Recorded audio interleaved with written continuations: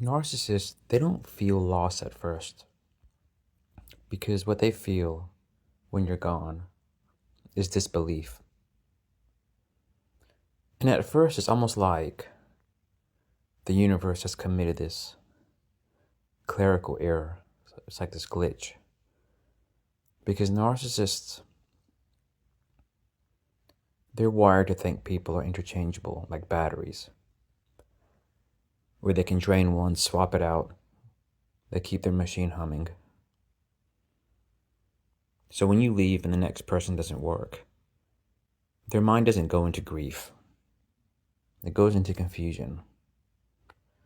Like, they think to themselves, why isn't the replacement producing the same charge?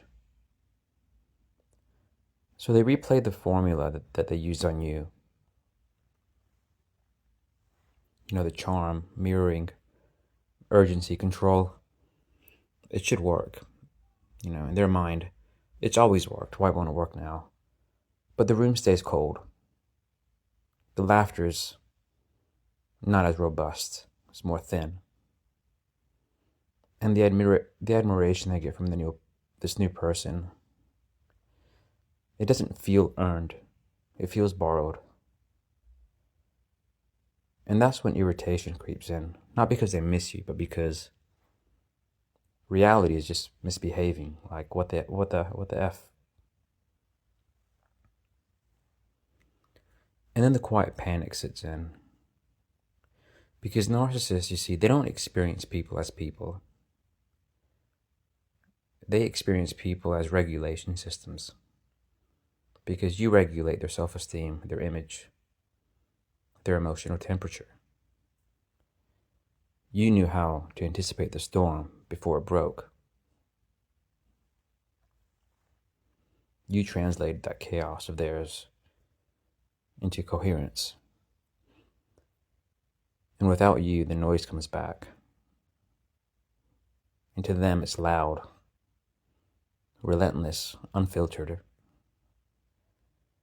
And that's the moment they start checking the past, where they stalk their own memories.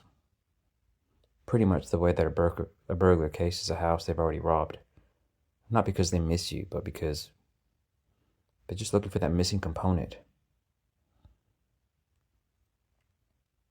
Like, what exactly did you do that no one else is doing? And that question terrifies them. Because it implies something they hate, that you are not generic.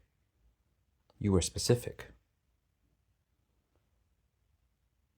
And the term irreplaceable, that's a dangerous word in the narcissist ecosystem. And then shame follows, but not the healthy kind of shame. It's this corrosive, private shame. The kind that says, if they can't replace you, maybe they're not as powerful as they thought. And that thought can't be allowed to breathe, so they rewrite the story, trying to convince themselves you are crazy, too much, you're overrated. And they'll say it out loud often, almost like an incantation. But internally, the absence keeps echoing.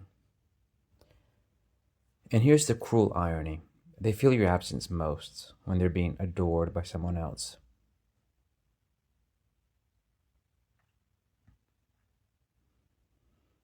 Because admiration without understanding is empty calories. It looks good, tastes fine, but it doesn't nourish. Because you fed something deeper. You saw behind the mask and you still stayed until you didn't.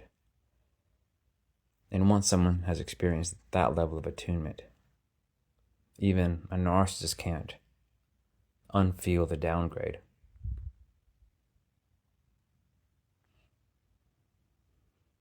And they won't reach out to apologize. They won't admit the loss, but they will circle your memory like a locked door that they no longer have the key to. Not because they loved you in the way you deserved, but because you quietly disproved their most sacred belief that everyone is replaceable.